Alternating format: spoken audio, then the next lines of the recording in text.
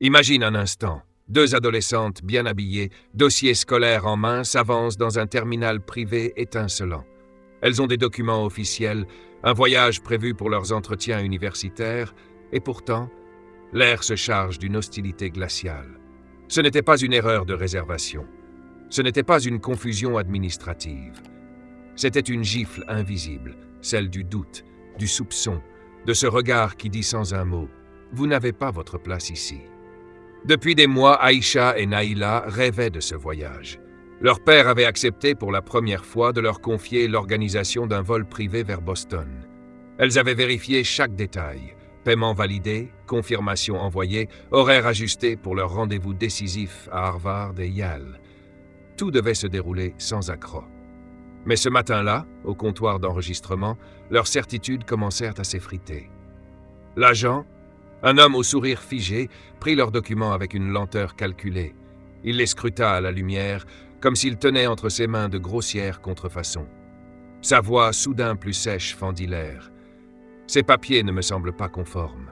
Attendez ici. » Le temps s'étira, 20 longues minutes, tandis que d'autres voyageurs, tout blancs, tout servis avec courtoisie, passaient devant elle sans encombre.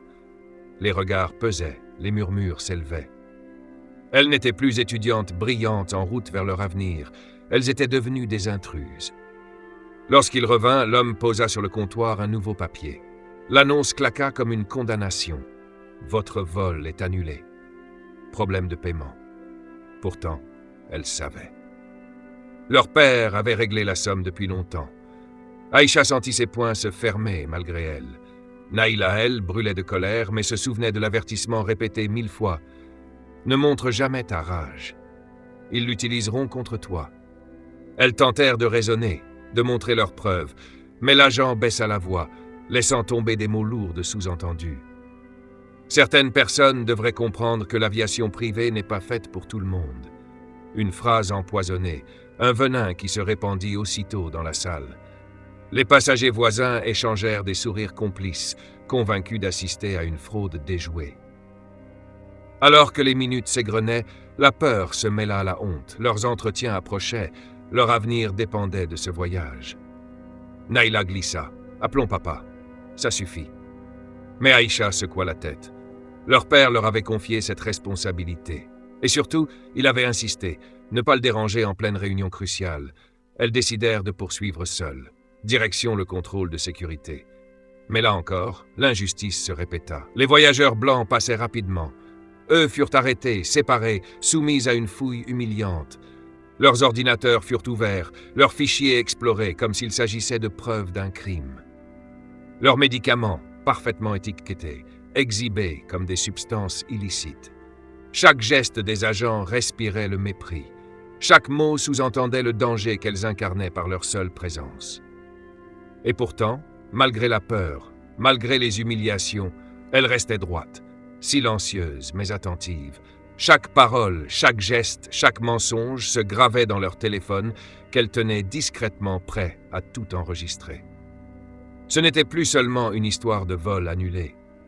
Ce jour-là, Aïcha et Naïla comprirent qu'elles venaient d'entrer dans un combat bien plus vaste, et qu'au bout du chemin, il leur faudrait choisir, subir en silence ou relever la tête et affronter le système entier. La décision tomba brutale au moment où un capitaine d'aviation, uniforme impeccable, les arrêta sur la passerelle menant à l'avion. Sa voix tonna. « Peu importe qui prétend être votre père, vous ne monterez pas à bord. » C'est à cet instant précis qu'Aïcha leva son téléphone, et pour la première fois, sa voix ne trembla pas, elle ne supplia pas. Elle déclara d'un ton froid et implacable « Nous allons appeler notre père. » Le silence se fit, les regards changèrent, et tout bascula. Le téléphone vibra dans la main d'Aïcha. La passerelle menant au jet était devenue une scène de théâtre silencieuse, où chaque spectateur retenait son souffle. Jusqu'ici, on les avait traitées comme des intruses. Mais en cet instant, quelque chose changea dans l'air. La voix de leur père, grave et posée, résonna à travers le haut-parleur du téléphone. « Explique-moi tout, ma fille. » Le capitaine pâlit. Le nom qui s'affichait à l'écran, il le connaissait. Trop bien. Et soudain, la certitude que cette humiliation allait leur coûter cher glissa dans son regard. Aïcha et Naïla racontèrent chaque détail, depuis l'annulation mensongère du vol jusqu'aux fouilles abusives. Leur voix ne tremblait plus. Elles parlaient comme des avocates dressant un réquisitoire, chaque mot frappant comme une gifle. Leur père ne les interrompit pas une seule fois. Puis, après un silence glacial, il prononça une phrase qui fit l'effet d'un coup de tonnerre. « À partir de maintenant, plus aucun avion de cette compagnie ne décollera. » À ce moment précis, les écrans d'affichage du terminal clignotèrent. Les vols se mirent à afficher un statut inédit. Opération suspendue, contrôle interne en cours. Le brouhaha monta dans la salle, clients et employés se retournant avec stupeur. Tous comprenaient que quelque chose de colossal était en train de se produire. Le capitaine balbutia quelques mots, cherchant à sauver les apparences. Mais il n'eut pas le temps. Une silhouette imposante apparut au bout de la passerelle. Leur père avançait, escorté par 2 collaborateurs. Il n'était plus seulement un parent inquiet. Il était le maître des lieux, l'homme qui tenait le destin de cette compagnie entre ses mains. Son regard balaya les employés alignés comme des accusés. Puis il se tourna vers ses filles, les serra contre lui et déclara d'une voix forte que tout le terminal entendit. « Elles sont mes héritières, et vous les avez traitées comme des criminels. » Un silence de plomb s'abattit. Certains employés baissèrent les yeux, d'autres, tremblants, tentaient de se justifier. Mais il était trop tard.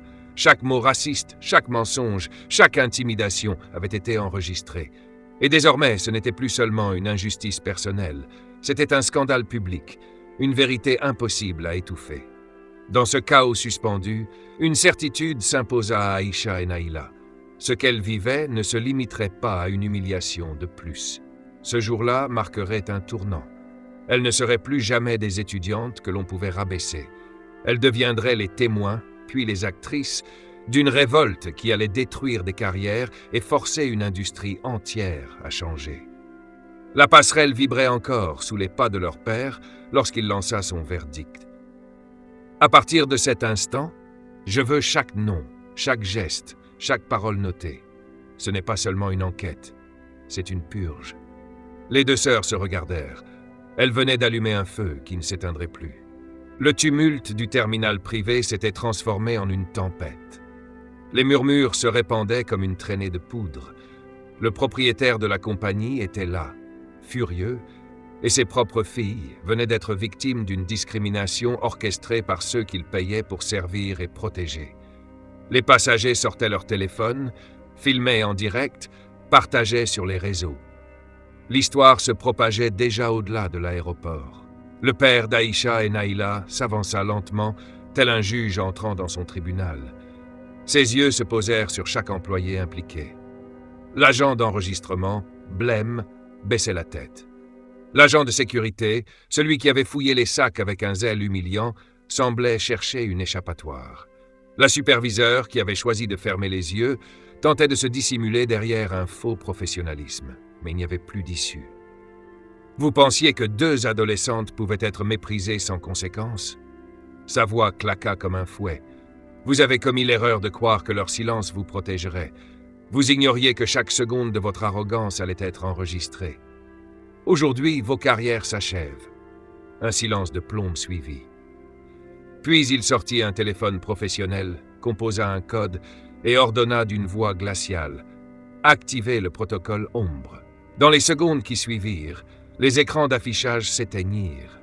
Les vols furent annulés en cascade et les pilotes eux-mêmes reçurent l'ordre de couper les moteurs. L'ensemble de la flotte privée, des dizaines de jets stationnés dans plusieurs villes du pays, se retrouva cloué au sol.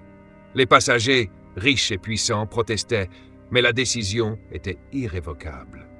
Aïcha sentit son cœur battre à tout rompre. Elle réalisa que son père n'était pas seulement un homme d'affaires prospère. Il était le maître absolu d'un empire capable de paralyser une industrie entière. Et désormais, cet empire allait être reconstruit sur les cendres de ceux qui avaient humilié ses filles. Un comité improvisé se forma sur place. Caméras, journalistes, avocats spécialisés en droit civique arrivaient déjà, alertés par le vacarme médiatique. Devant tout le monde, le père appela chaque responsable par son nom. L'agent d'enregistrement tenta de se défendre. « Je voulais seulement vérifier. » « Vérifier quoi » coupa-t-il avec une froideur implacable. Leur couleur de peau? Leur âge? Vous avez annulé un vol confirmé et payé. Vous avez menti, puis insinué qu'elle devait se contenter des compagnies commerciales. Votre poste est terminé. L'agent de sécurité fut le suivant. Sa voix tremblait. J'appliquais les procédures. Non, trancha le père. Vous appliquiez vos préjugés. Les caméras de sécurité montrent que vous n'avez pas soumis les autres passagers aux mêmes fouilles. Vous avez ouvert des dossiers personnels, manipulé des objets intimes, humilié mes filles publiquement. Votre badge vous est retiré sur le champ. Puis ce fut au tour de la superviseure, une femme noire que les deux sœurs avaient cru être une alliée. Sa trahison avait été la plus douloureuse. Vous saviez, dit-il, la voix brisée par une colère froide. Vous saviez ce qu'elle subissait. Vous auriez pu intervenir, mais vous avez choisi de protéger votre carrière. Votre silence a été votre arme contre elle. Aujourd'hui, il devient votre condamnation. Elle baissa la tête, incapable de répondre. Le scandale prit une ampleur fulgurante. Les enregistrements des humiliations circulèrent partout, diffusés en direct par les passagers témoins. Les réseaux sociaux explosèrent. Les mots-clics / justice pour les sœurs et discrimination aérienne atteignirent le sommet des tendances.